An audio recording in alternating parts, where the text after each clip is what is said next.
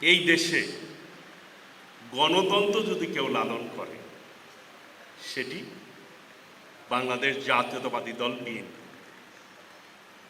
আমাদের আদর্শের জনক শহীদ রাষ্ট্রপতি জিয়াউর রহমান, যিনি স্বাধীনতার ঘোষণা দিয়ে যুদ্ধ করে তিনি এই দেশটি স্বাধীন করেছেন এবং গণতন্ত্র প্রতিষ্ঠা করেছেন।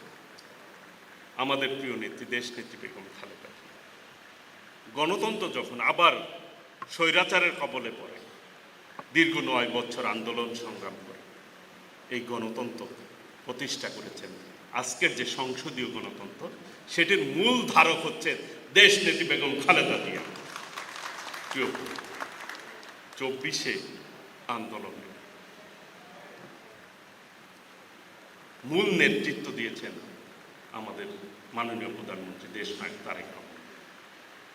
উনি কিন্তু এই আন্দোলনের কৃতিত্ব নিজেই ঘোষণা করেছেন যে বাংলাদেশের আপামর জনগণ এটি নেতৃত্ব দিয়েছে। বিএনপি একমাত্র দল যারা কখনোই এই দেশের গণতন্ত্রের বিপক্ষে কখনো যায় নাই। বিএনপিকে কেউ রাজাকার কিন্তু বলতে পারবে না, কারণ স্বাধীনতার মহান ঘোষকের দল হচ্ছে বিএনপি, যিনি বাকশাল থেকে এই দেশের মানুষকে বহুদলীয় গণতন্ত্র দিয়েছেন। বিএনপি একটি আধুনিক উদার গণতান্ত্রিক দল হচ্ছে বিএনপি। এই যে আজকে ইলেকট্রনিক্স মিডিয়ার সাংবাদিক ভাইয়েরা আছেন, প্রিন্ট মিডিয়ার সাংবাদিক ভাইয়েরা আছেন, বিএনপি কিন্তু কোনো নিউজ কন্ট্রোল করে না। ওভার স্বাধীনতা দিয়েছে বিএনপি এই গণমাধ্যমগুলোকে। আমরা ডেমোক্রেসিতে বিশ্বাস করি। যতবার বাংলাদেশের মানুষ নিরপেক্ষভাবে ভোট দেওয়ার সুযোগ হয়েছে ততবার বাংলাদেশের মানুষ বিএনপিকে বেছে নিয়েছে। কারণ যেই গণতন্ত্র টিকে থাকুক এটি ধারণ করে বিএনপি। শহীদ রাষ্ট্রপতি জিয়াউর রহমান, দেশনেত্রী বেগম খালেদা জিয়ার পরে এখন গণতন্ত্রের নেতা, মানবিক নেতা মাননীয় প্রধানমন্ত্রী দেশনায়ক তারেক রহমান। এখানে ছাত্রছাত্রীরা রয়েছেন, শিক্ষকরা রয়েছেন, সকলেই সবচেয়ে জ্ঞানী ব্যক্তিগর্ব এখানে উপস্থিত রয়েছে।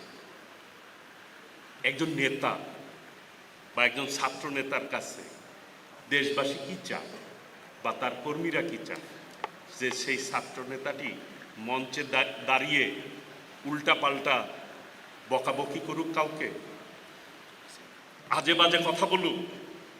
নেক্সট জেনারেশন এদের কাছ থেকে কি শিখবে? এটা কি কেউ পছন্দ করছে?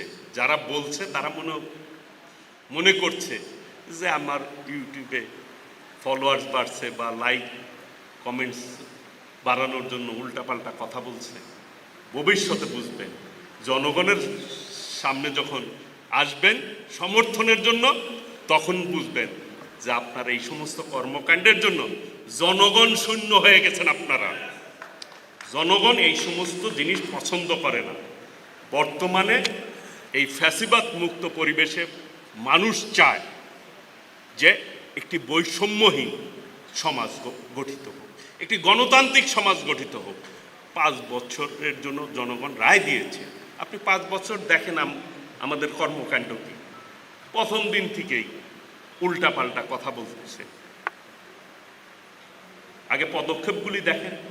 এ পর্যন্ত মাননীয় প্রধানমন্ত্রী যে কয়টা পদক্ষেপ নিয়েছেন জনগণের স্বার্থে নিয়েছেন। আজকে সেই জনগণের দুর্ভোগকে যারা ফেলতে চায়, যারা ষড়যন্ত্র করছে, যাদের তর সয় না, আমাদের দেশীয় ভাষায় বললাম, অস্থির হয়ে গেছে। কিসের অস্থিরতা?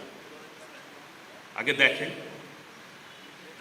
5 বছর পরে একটি সুষ্ঠু নির্বাচন হবে, জনগণই বিচার করবে যে নেক্সট কে দেশ পরিচালনা করবে। আমরা ভালো করলে আমরা পরিচালনা করব, আমাদেরকে ম্যান্ডেট দিলে আমরা যাব, আপনাদেরকে ম্যান্ডেট দিলে আপনারা যাবেন। আপনারা সেই পথে হাঁটছেন না, আপনারা ষড়যন্ত্র করতে চাচ্ছেন, ষড়যন্ত্রের পথে হাঁটছেন। আমরা বলতে চাই, ষড়যন্ত্রকারী নির্যাতনকারী, ফ্যাসিবাদ, স্বৈরাচার, রাজাকার কখনোই জনগণ গ্রহণ করে নাই, আগামী দিনেও করবে না ইনশাআল্লাহ।